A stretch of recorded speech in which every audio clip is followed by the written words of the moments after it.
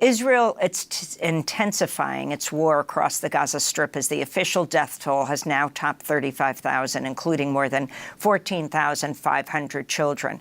According to the United Nations, more than 360,000 Palestinians have now fled the southern city of Rafah, despite fears there's nowhere safe to escape the Israeli bombardment. This comes as the United Nations General Assembly voted 143 to 9 Friday in support of Palestine becoming a full UN member. 25 countries abstained from the vote. The United States and Israel both voted against the measure. The vote grants new rights and privileges to Palestine, but it can't become a full UN member without support from the UN Security Council. Last month, the U.S. vetoed a Palestine statehood resolution at the Security Council. For more, we're going to London to speak with the Palestinian ambassador to the United Kingdom, Husam Zomlot. Welcome to Democracy Now!, Ambassador. Thanks so much for being with us. Let's start in Gaza, with Israel intensifying the bombardment of Rafah. 360,000 Palestinians now moving out of Rafah, where so many of them had already fled to. Can you describe the situation on the ground? As we speak, we hear that the Kuwaiti hospital has been ordered to evacuate, with staff saying they don't want to leave their patients. There are no words, Amy, to describe the situation in Rafah, in Gaza. What is it? Horrific, Armageddon. I mean, people have been targeted for 7 months. Some of them had to leave 5 times, 7 times, 10 times, including family members of mine. And I know what they have gone through. And not only the displacement, not only the slaughterhouse that they have gone through, but there is nowhere to go. There is nowhere safe. Fathers, mothers are thinking about their children right now. I mean, it's undescribable. And it's obvious Israel has decided to go on. They are not going to end this war without a serious pressure. And many are telling us, Israel doesn't have a military plan. Israel doesn't have a political plan. Well, Israel does have a plan. And Israel is executing the plan with almost perfection. And the plan is genocide. And the plan is the mass expulsion of the Palestinian. I repeat, of the Nakba of 1948, which we are commemorating this very month in May. Otherwise, nothing of what Israel is doing makes sense. So the situation is horrendous in every sense of the word. President Biden said he's withholding a shipment of weapons, bombs that could be used in Gaza as the Rafah ground invasion is threatened. Your response to this, Ambassador, do you feel that President Biden is shifting his position? Well, it's a very important step, and it did break a taboo, a U.S. taboo, and we must build on this. But it is 100,000 people killed and maimed late, and we need to make sure that this is not just a pause, but this is an arms embargo, that the U.S. does fulfill its commitment under international law by making sure that its weapon does not end up in violation of international law. And it is absolutely bluntly clear, particularly after the ruling of the International Court of Justice. That's the highest court of the land, of the globe. Clear ruling whereby they officially put Israel on trial for genocide, ruling that it is plausible that Israel is committing genocide, and therefore there is no conversation after that. Every third party that does provide Israel, genocidal Israel, with weapons, especially these 2,000-pound bombs that are not supposed to be used in civilian areas like Gaza, especially those, and many other weapons, we should see an arms embargo now, and we should build on that step, that small step taken by the U.S. president. And I assure you, if Netanyahu was certain that there will be an arms embargo, he wouldn't have gone through Rafah. He wouldn't have crossed that American red line. But he knows pressure in the U.S. by some of his allies will mount, and that this pause in the shipment of these lethal weapons might actually resume soon.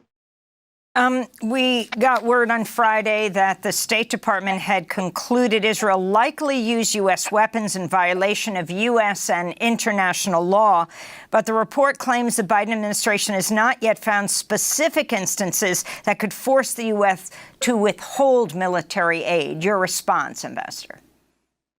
I think the U.S. here is mincing their words, dodging any responsibility, delaying the inevitable, and not having the guts and the political will to do what is right. And this has been the story with the U.S. for a long time, for decades, Amy, and that's why we are where we are today. The U.S. knows very well. The legal assessment is bluntly clear.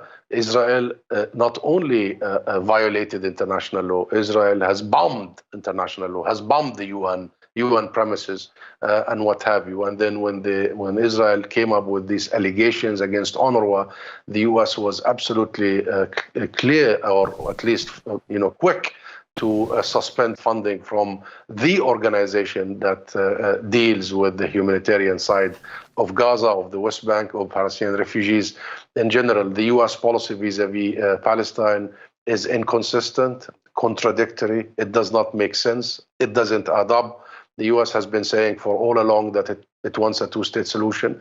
And when we go to the UN seeking UN membership, they veto it in the Security Council and they vote against it in the General Assembly.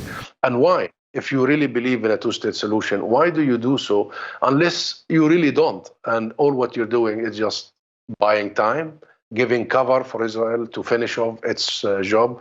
This is very disingenuous in the part of the U.S. administration, extremely disingenuous and very counterproductive. Because what's the end game? Israel will not be able to kill all Palestinians. They will not be able to finish us off. So what's the end game with doing that? The U.S. says humanitarian catastrophe in Gaza, they want to see help, and then they still defund UNRWA. And so forth. So it doesn't make sense. And I believe this is a moment when the last 7 months have unmasked beyond doubt many things, including the hypocrisy, selectivity, double standards of certain international actors. And I believe the U.S. administration is right at the top of that list of not really being consistent with its own responsibilities as a founding member of the international legal system. And we have been following some letters by senior U.S. officials and senators threatening the ICC, threatening judges, global judges, literally using words in their letters like "you have been warned." That reminds me of the Sopranos, a mafia-like threatening of courts, of international courts that we created after the horrors of the Second World War to make sure that never again, to make sure that everybody who commits war crimes is held accountable to international legality. You are threatening judges, imposing sanctions on international courts, on the ICC, only to shield a government and the military that is committing genocide and is on trial for genocide. So, and we are also following letters by also senators pressuring the U.S. president not to go ahead with the pause of the arms shipment to Israel. And therefore, yes, this is a time when we are following everybody. We will not forget. We will not forget. We will not forget those who stood firm against the genocide, stood firm with international legality and international law, and those who are literally ransacking our humanity and ransacking our international system. Ambassador Husam Zomlot, you are joining us from London. You're the Palestinian ambassador to Britain.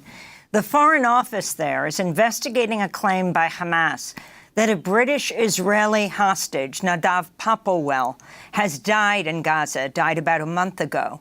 Hamas has said that Nadav Popplewell succumbed to wounds from an Israeli airstrike about a month ago. His mother was released months ago. She was also a hostage. Can you tell us what you know at this point?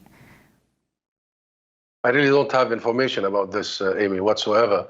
But all loss of life is heartbreaking. regrettable.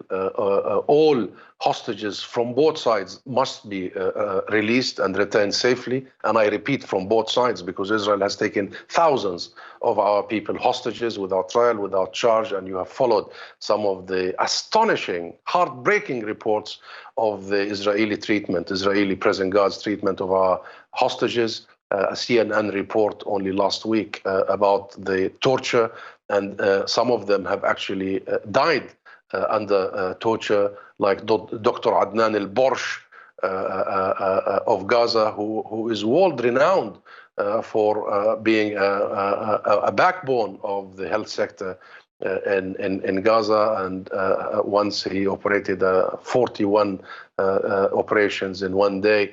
And therefore, it is crucial to focus on the what Israel has done to hospitals and to the health sector, of course, also to the education sector. I mean, destroying all and targeting the number of hospitals they did. And this is important, so people in the US, Amy, understand. In relative terms, in proportionate terms, if you apply the ratio of those killed and maimed, including children, if you apply the ratio in Gaza of schools, of hospitals to the US, let me give you some numbers. About the people who have been killed and maimed in Gaza would make in the US the equivalence of the same in the US would be 14 million Americans killed and maimed. If it's about only killed, it will be 5 million. If it's about children, there would have been 2.1 million American children killed in the last 7 months. About universities and hospitals, it would be 6,000 American universities destroyed, either in full or in part. It would be 4,000 American hospitals targeted, destroyed, bombed, and it would be 105,000 schools in the US damaged or completely destroyed. So this is the situation. And therefore, in Gaza, you have no way to treat anybody. And the situation has become exactly in line with the original plan, the blueprint of Netanyahu and Israel. Lifeless, a place that you cannot live in. And even if you want to move within it, you have no home to go back to. You have no school to send your children and kids to. You have no hospitals to be treated in. A lifeless territory for the final push of people out of their homeland. I want to ask you about the United Nations General Assembly vote, 143-9 Friday, in support of Palestinian statehood, Palestine becoming a full UN member. 25 countries abstain. U.S. and Israel both voted against the measure. The vote grants new rights and privileges to Palestine, but not full UN membership, which requires the support of the UN Security Council. Last month, the U.S. vetoed a Palestine statehood resolution at the Security Council. Can you respond? Yes, that tells you the contrast. On the one hand, you have the overwhelming majority of the world in support of Palestinian rights, the right to self-determination, our right to have a state status in the UN, a member state in the UN, 143 countries. And on the other hand, you have the US standing almost alone against that, together with Israel and a couple of other smaller countries, being isolated. And the US is going out of its way always to shield Israel and to prevent its own policy. I mean, it's so telling. It's so telling. That vote and that speech by the Israeli representative, that shredding of the UN Charter, what was he objecting? What was the Israeli representative objecting? What was the US objecting? Was it objecting to Hamas? Was it objecting to violence? Was it objecting to? No, Israel was and is and has been objecting to the creation of a Palestinian state. That's the objection. The rest is details. The rest is symptoms. And that objection, that block of our right to self-determination, our right to sovereignty and independence, our right and our duty to liberate our land and live in a state of our own, is the heart of the matter. That's the root cause. And why would the US object to that? And then the whole thing becomes about certain periods of our history. 7th of October, Second Intifada, First Intifada. That's the key part. And I believe that moment has revealed much. And I think I can confirm for you that we will build on that historic moment. We must thank all the nations that have come in support of the state of Palestine and its status in the UN. And we will come back. We will come back to the Security Council. We will come back to the General Assembly. We will come back every session, if needed, every time, every day, until we are admitted as a UN, because the majority of the world have spoken, because Palestine has the right, meets the criteria of the UN Charter for membership, and the US has no right and has no business. The United States and the administration of the US has no right and has no business of objecting to Palestinian right to self-determination. They Ambassador don't, and they must Husam stop that. Zomlot, we want to thank you very much for being with us, Palestinian ambassador to the United Kingdom. Interestingly, the speech of the U.S. ambassador to the United Nations was canceled. To Linda Thomas Greenfield, and also invitations withdrawn by Xavier University and University of Vermont because of student objections to American support for Israel. President Biden's expected to address Morehouse, the historically black college, next weekend, and there's rising protest around that address.